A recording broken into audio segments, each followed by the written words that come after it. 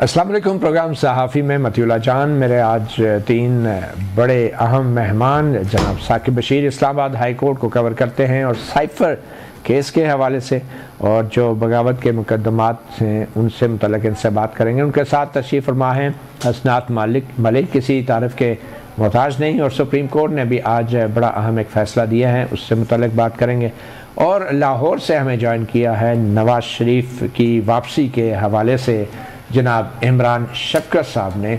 और इमरान शफ़क़त साहब खुद अमेरिका से अभी कुछ ही दिनों पहले वापस पाकिस्तान पहुंचे हैं। इमरान शफ़क़त साहब, आपसे ही गुफ्तगू का आगाज़ करें। आप अमेरिका से आ गए, मगर मियाँ साहब जो हैं वो अब 21 अक्टूबर की तारीख़ के सब मुंतज़र हैं, तो किस किस्म की लाहौर में तैयारियाँ हो रही हैं नवाज शरीफ साहब की वापसी के हवाले से, और क्या वाकई लोग निकल आएंगे?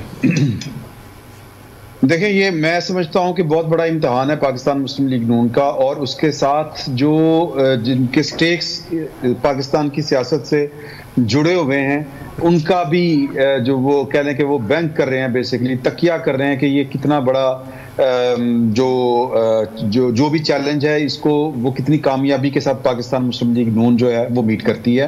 पाकिस्तान मुस्लिम लीग नून अपनी तैयारियां बड़ी जिसको हम कहते हैं कि बड़े तरीके के साथ वो कर रही है, लेकिन लाहौर में जिसको आप कहें कि सड़कों चौराहों के ऊपर कोई जोशो खरोश ये हो गया जिस तरह कोई ईद का समा है या कोई बहुत ज्यादा बलबला है, ऐसी सूरत हाल तो देखने में पूरी ईमानदारी के साथ बात की जाए तो वो कोई नहीं है। हाँ, ये है कि जो MPA MNA हजरात हैं उनको इन्होंने टारगेट्स इस तरह के दिए हुए हैं, और ये सियासी लोगों की मजबूरी होती है कि उन्होंने वो टारगेट्स को अचीव करना होता है, वरना उनका जो अगला इलेक्शन होता है वो उसकी टिकट खतरे में पड़ जाती है। तो कुछ इलेक्टेबल्स हैं और कुछ जो हैं वो क्योंकि लाहौर की तंजीम जो है, मैं कम से कम लाहौर की सतह के ऊपर बात करता हूँ, लाहौर की तंजीम जो है वो शरीफ फैमिली के अंदर की जो लड़ाई है उसका जो आप कह ले रिफ्लेक्शन जो है वो लाहौर की तंजीम आपको पता ही नहीं कि है कि भी नहीं है।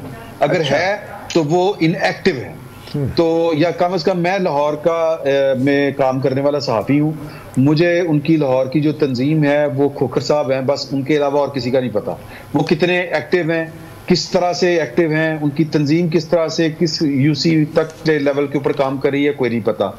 तो बहरहाल ये जो काम हो रहा है 180H के ऊपर, वहाँ पर दिन रात जो है वो मीटिंग्स जारी हैं, लोगों के साथ राब्ते जारी हैं, वो लोगों को डिविजन्स जो हैं वो पाकिस्तान की सतह तक वो हमें जिस तरह खबरों से मालूम होता है, मैंने कुछ पता भी किया है कि लोगों को डिविजन्स दी गई हुई हैं, फिर डिविजन्स के अंदर डिस्ट्रिक्ट्स दी गई हैं। तो और मोटरसाइकिल देने का भी कोई वादे किया गया है, मोटरसाइकिलें बांटने का भी? नहीं, आप मोटरसाइकिल देखें कि आप तो मोटरसाइकिल तक रुक गए हैं, यहाँ पर जन्नत के टिकट मिले हैं। अच्छा। असदुर रहमान साहब ने जन्नत का टिकट जो है वो कह दिया है कि जी कि जो लाहौर जलसे में जाएगा, जो यहाँ पे आ गए हैं वो भी, और जो लाहौर के जलसे में जाएगा उसको भी जन्नत जो है वो पक्की है, कंफर्म है, मैं गारंटी दे रहा हूँ। तो इसका मतलब है जो नहीं आएगा उसको जहन्नम का टिकट दिया जाएगा? ये उन्होंने नहीं कहा, जो उन्होंने कहा वो मैं आपको बता रहा हूँ। तो कहने का मतलब ये है कि वो एड़ी चोटी का जोर लगा रहे हैं, और अगर खुदा ना खास्ता पाकिस्तान मुस्लिम लीग नून जो है वो उस लेवल का शो नहीं कर पाती तो फिर प्लान A है, साथ में प्लान B भी कुछ सुनने में आ रहा है। बार वैसे भी लाहौर के जलसे का टाइम ऐसा है कि वो रात का टाइम होगा, और लोग जितने भी हों आपको पता है लाइटें इतनी लगी होगी कि लोग लाखों करोड़ों में नजर आएंगे। ये जो टेक्निक है जलसा करने की, ये नई रवायत जो डल गई है, ये बेसिकली इसका जो अजर और सवाब है या गुनाह है सारे का सारा वो चेयरमैन PTI के ऊपर है। उन्होंने जो है वो नई जेतें दी हैं इस अवामी सियासत को, और ये उनको क्रेडिट जाता है कि अंधेरे में किस तरह, और जिस तरह प्रोग्राम शुरू होने से पहले आप ARY की लाइटिंग का जिक्र कर रहे थे, तो वो उनको लाइट्स के साथ खेलना बहुत अच्छा आता है, ये सारे बाकी उनको कॉपी कर रहे हैं। अच्छा, ये बताएं मीनारे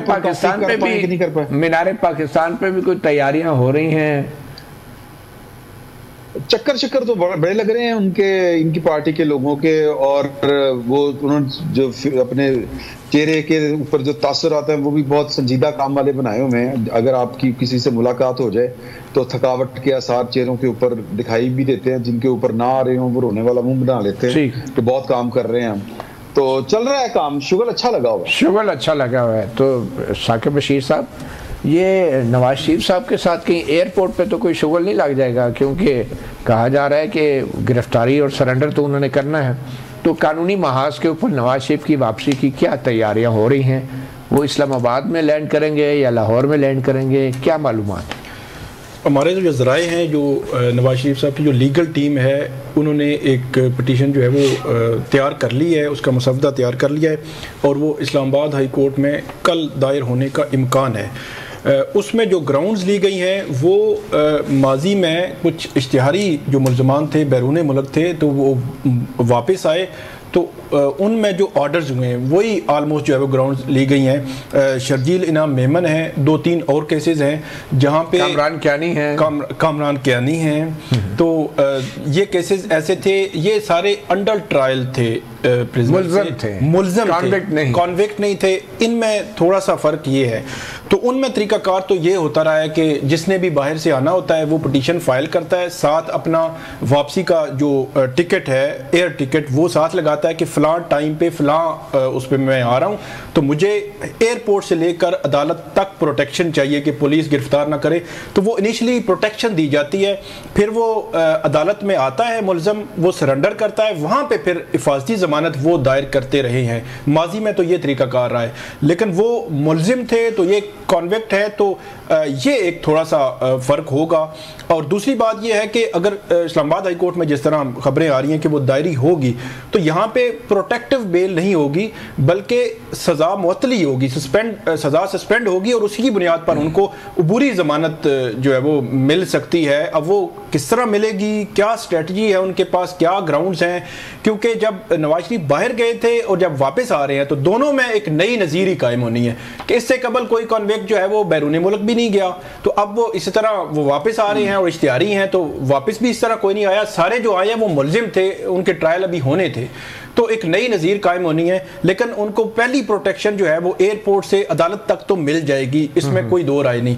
अब अदालत में उनको जो अबूरी ज़मानत है वो कैसे मिलेगी और वो कितने दिनों के लिए होगी अबूरी ज़मानत? हाँ, ये इंपॉर्टेंट है। वैसे रूटीन में तो ये होता है कि 7 से 14 दिन के लिए वो पहली जो अबूरी ज़मानत दे दी जाती है।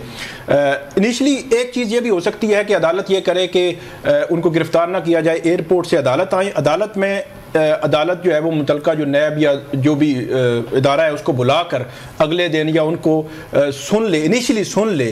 तो अगर वो जब इतनी ज़्यादा मेरे ख्याल में नई मुखालफत करेंगे जो बज़ाहिर लग रहा है नैब वाले, तो फिर अदालत उनको 7 से 14 दिन की अबूरी ज़मानत देगी, फिर उनसे जवाब तलब करेगी नैब से, नैब आर्गू करेगा और उसके बाद इसी के साथ उनकी अपीलें भी रिस्टोर होंगी और उसके बाद वो अपीलें भी और ये मामला चलेगा। और इसके बाद फिर यहाँ से अबूरी ज़मानत लेके या सज़ा मुअत्तली का हुक्म लेके वो सीधा लाहौर मीनारे पाकिस्तान के जलसे में कौम से खिताब नहीं करेंगे? जी बिल्कुल, वो तो फिर आज़ाद होंगे ना, जब बेल मिल जाएगी वो कुछ भी कर सकते हैं। ठीक। अच्छा असनाद मलिक साहब, सुप्रीम कोर्ट की क़यादत भी बदल गई है और मौजूदा चीफ जस्टिस काजी फायज़ ईसा जो हैं वो लाहौर में आसमा जागीर कॉन्फ्रेंस में उन्होंने अपनी तकरीर में कहा था कि एक वज़ीर आज़म को अपने बच्चे की कंपनी से तनख्वाह ना लेने के ऊपर नाअहल कर दिया गया। ये जस्टिस काजी फायज़ ईसा ने अपनी तकरीर में कहा था। तो ये जो ख्यालात हैं अगर मौजूदा चीफ जस्टिस के, तो क्या ये नवाज शरीफ साहब के लिए अहम हैं, उनके मुकदमात के लिए अहम हैं? क्या ये राय जो है ये इसका कुछ वज़न पड़ेगा ट्रायल कोर्ट्स के ऊपर? बिल्कुल, इसमें कोई शक नहीं कि जो चेन ऑफ कमांड वहाँ सुप्रीम कोर्ट में तब्दीली आई है उसका असर नीचे तक जाएगा। और इस वक्त जो ड्राइविंग सीट पे सुप्रीम कोर्ट में जजेस हैं वो पनामा जूरिस्प्रूडेंस, पनामा में जो कुछ हुआ उससे उनके सख्त इख्लाफ करते हैं और उसका उन्होंने ओपनली इस पर क्वेश्चन भी किया है। जस्टिस काजी फायज़ नहीं है और जजेस भी हैं अभी। तो अब ये देखना है कि high court Islamabad high court में मेन रेलेवेंट उनके लिए और लाहौर हाई कोर्ट है। तो बेसिकली नवाज शरीफ साहब जो हैं वो रियासत उनको मेरा ख्याल है कि ला रही है। रियासत ने ही बाहर भेजा था, रियासत ने ही 2018 में उनको जो है वो नायल किया था और इमरान खान को एल किया था, क्योंकि साकिब निसार कहते थे कि वो जनरल बाजवा ने जो बताया था कि साकिब निसार ने कहा कि इसके पास तो डॉक्यूमेंट पूरे नहीं है, अगर हमने नायल किया तो फिर इलेक्शन कौन कौन वज़ीर आज़म बनेगा। तो वो सारा कुछ रियासत नहीं किया था। तो अब मियाँ साहब जो हैं वो रियासत के घोड़े पे आ रहे हैं, तो मेरा ख्याल है कि कोई परेशानी उनको वैसे भी नहीं होनी। सुप्रीम कोर्ट में जेन्युइनली भी एक ओपिनियन है कि जी जो पनामा में जो हुआ, तो दूसरा जब रियासत भी साथ हो तो कोई अदालतें जो हैं वो हर तरह जो है वो इस्तेमाल हुई हैं और इस दफ़ा भी जो है वो हो जाएंगी और कुछ क्रिटिसिज्म आएंगे, लेकिन अल्टीमेट जब आप नवाज शरीफ को बहुत ज़्यादा रिलीफ मिलेंगे तो अल्टीमेट आपको इमरान खान और पीटीआई को भी रिलीफ देना पड़ेगा, अदालतों पे बड़ा प्रेशर आएगा। ठीक है, ये प्रेशर यकीनन रियासत की तरफ से तो नहीं है, नहीं रियासत की तरफ से नहीं आएगा, लेकिन ये है कि ये ओवरऑल एक चीज़ आएगी जो एक जजेस की जी आप इनके साथ ये बर्ताव कर रहे हैं तो हमें भी तो थोड़ा बहुत तो कुछ कर दें हमारे। ठीक है, थोड़ा बहुत से मुराद है थोड़ा बहुत। चलें अब नवाज शरीफ साहब का इस्तकबाल एयरपोर्ट पे कैसे होगा, मीनार पाकिस्तान पे कैसे होगा, अदालतों में कैसे होगा, ये तो एक अलग बात है, लेकिन इस इस्तकबाल और इस माहौल की तैयारी में और भी बहुत सारे अवामिल पेश फरमा है और उनमें मरीम नवाज़ जो एक सीनियर अहदेदार हैं मुस्लिम लीग नून की, उन्होंने आज वफाकी चैम्बर ऑफ कॉमर्स के जो ताजर नुमाइंदगान हैं उनसे भी मुलाकात की और इसके साथ ही कोर कमांडर कॉन्फ्रेंस भी हुई है जिसमें वाशिकाफ अल्फाज में कहा गया है कि ज़ख़ीरा अंदोज़ों और स्मगलिंग करने वालों के ख़िलाफ़ जो कार्रवाई है वो सख्ती से जारी रहेगी।